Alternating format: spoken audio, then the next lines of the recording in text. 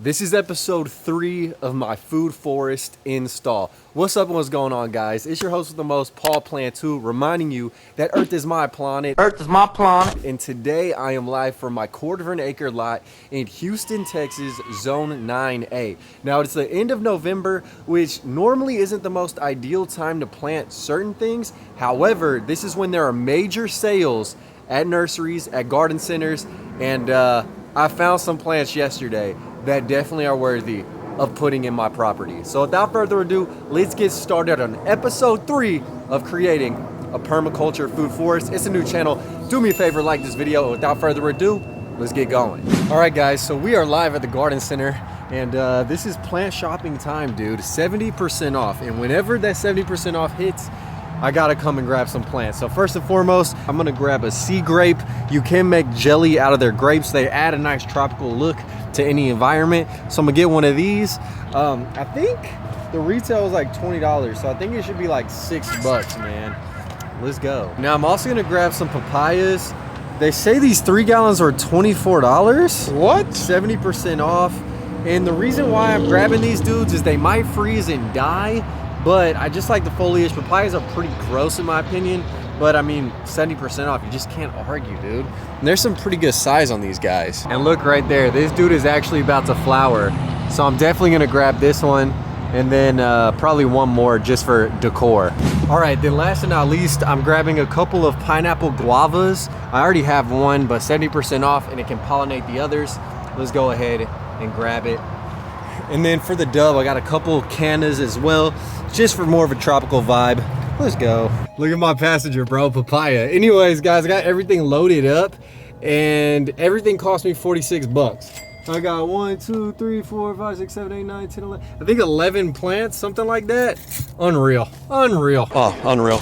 Okay, guys, so we have the first 2 plants laid out that we're throwing in today. And these are the amazing pineapple guava bushes. Now these have a nice silver hue. They are evergreen. They are beautiful. And I figured they form a nice evergreen hedgerow in front of my apple trees. So I have 3 pairs of apple trees, or I guess a trio of apple trees that I did plant previously. And I figured an evergreen shrub in front would look really, really nice. So without further ado, let's get them in, and hopefully they'll produce some fruit by next year. So check the placement, man. I want these guys forming a hedgerow in front of the apple trees when they go deciduous. So we have the Aca celoiana, or the pineapple guava, also known as the Fijoa in South America, where they are native. Now these are incredible bushes, not only just for landscaping, but for edible landscaping. They have edible, beautiful flowers, edible fruit. They grow in zones 8 through 11.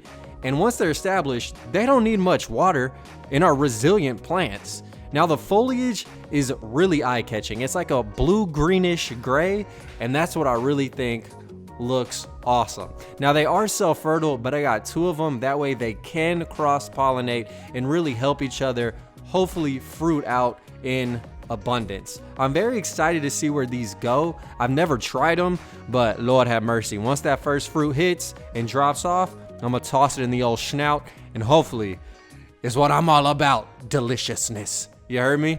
So we have both of the pineapple guavas in the earth, and they look really, really good. They'll grow up to about 15 feet max, but I'm gonna keep them trimmed at a hedge level.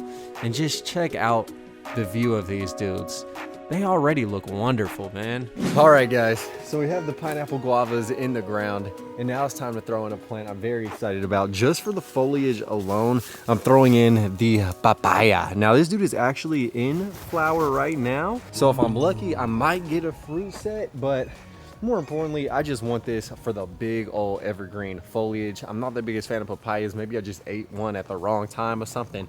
But let's get it in the ground. But before we do so, I need to move this pot around yonder to really give myself that abandoned, like, jungle temple food forest vibe. So we're gonna get this out the way and then get this in the ground. So here we go with the Carica Papaya. So papayas are native to Central America, in Mexico, in the Chiapas region, and they grow in zones 9 and 10. Now I had one planted that had huge foliage, and you guys know in Texas, This past year, or this past February, it froze and my papaya got absolutely murdered. So I was very hesitant about putting this guy in the ground, but the leaves just look so amazing. They have such a unique shape and size. That's why I had to throw in this guy. It was only $7 and I did grab a couple of them.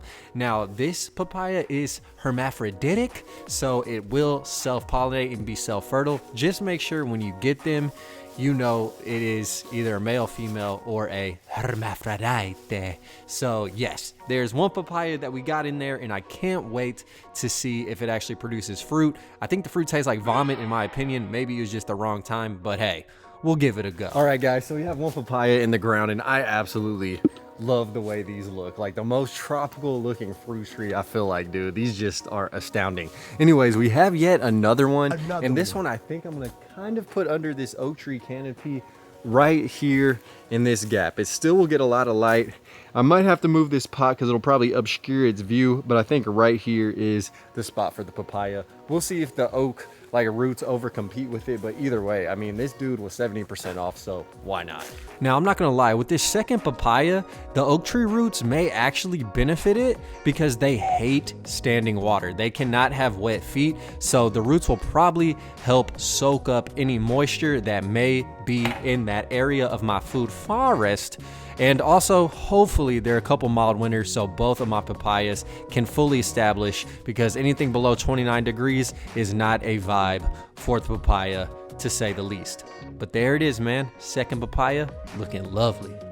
All right, so the second papaya is in the ground, and now we're gonna throw in some sea grapes. Now, you can make jellies out of these. I have planted one previously, but the foliage to me is extremely tropical. I'm gonna put it underneath this oak tree. It's not gonna get max light, but again, 70% off, big leaves, kind of fiddly fig-esque, very tropical. So I'm gonna throw this in and we'll just see how it does over time. All right, so we're throwing in the Coccoloba unifera, or the sea grapes. Now, these grapes aren't normal grapes. They don't taste like delicious ass supermarket grapes. However, like I said, you can make jellies out of them, and they do grow in zones 9 through 11 and are found natively on the coastlines of the Americas, in the Caribbean, and South Florida. So they tolerate sandy soil. They're used to help erosion from dunes on coastlines, and they also tolerate a ton of salt. So if you guys live in any beach community and need plants that can withhold a ton of salt content, these are the plants to grow. Now, they typically like full sun, and I have planted another one I got on sale in a full sunny region. They can be grown as a large shrub or a small tree. It just depends on how much you want to prune it, but I'm very excited to see the comparison between the one I planted in the shade versus the sun, and to see what these grapes actually taste like when I can pop them all up in my snout. All right, now in the backyard area, I want to throw in one more plant, and this one was better than on sale. This was free 99, and it actually is a house plant that can bear fruit. It is the Monstera Deliciosa. Now, I got this for free from my friend Katie, and I think it'll look really cool growing all the way up this giant oak tree. So I'm gonna plant it in the ground. This really isn't the best time, because if it gets to like low 40s or high 30s, this dude could die. But I figured we might as well risk it and just see what happens, man. I can buy one for like 20 bucks if it does in fact pass. So not a lot of people know that a typical house plant can actually bear fruit when grown outdoors. So Monstera Deliciosas are native to the tropical forests of southern Mexico and Panama. However, they grow in zones 10 through 12. I'm in zone 9. This is why I said it's a risk, but I figured, hey, I'll try hopefully to avoid any crazy weather and just see if with a couple years it can grow up to about 6 feet tall. It does develop monstrous leaves, hence the name, when it does get some height to it, and it does produce fruit, which a lot of people, as I said, don't know. It's kind of like an abstract pineapple, and the outer shell kind of crumbles away and you're left with some white fleshy fruit. So hopefully I can get that lost jungle aesthetic and some fruit along the way. This was a free plant, so why not throw it in and just see what happens. And alrighty guys, so we have the Monstera in the earth, and now we have 3 more plants to throw in, and 2 of which are the same species. They are native sweet persimmons. So I try and grow as many native plants as I can. And aside from all these fruit trees, everything underneath, like bushes and flower wise, are pretty much going to be native species. That way all the pollinators will have a frenzy and a fiesta in my permaculture garden. But we have the 2 persimmons right now, and they are going dormant, so this is a great time to plant them. I'm gonna do one over here underneath this oak, and then one right across this pathway, and we'll just see what happens, man. I was gonna plant them where they get more sun, but honestly I want to save those spaces for fruit that I've actually tried. I've never had these, but again, they were cheap, so I figured I would pick them up. But without further ado, let's get them in their final resting places. So here we go with the Diosphoros virginiana, or the sweet native persimmon. Now I got these guys at Lowe's. They were half off, and the great thing about these is they grow in zones 4 through 9, almost any type of soil, and they natively grew all along the southeast coast of the United States and were highly valued by Native Americans as food, not only for us, but for deer. You throw a couple of them out, the deers come through, boom, you got yourself a dinner for a couple months, you heard me? But yeah, I'm gonna see how these guys grow in this area. Again, they are a native species, and I just want to see what the fruit tastes like. It is astringent, which means it can burn your lips if it's not fully ripe. So if you guys grow this, just be aware, wait till it's mushy to throw it in the old geezer. But yeah, not much to look at, but there's something, okay?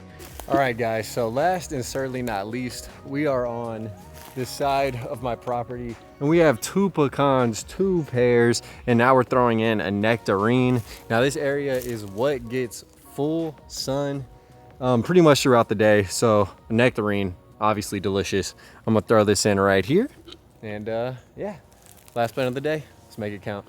Okay, so here we go with the nectarine tree. Now you guys might be wondering why I am just planting sticks in the ground.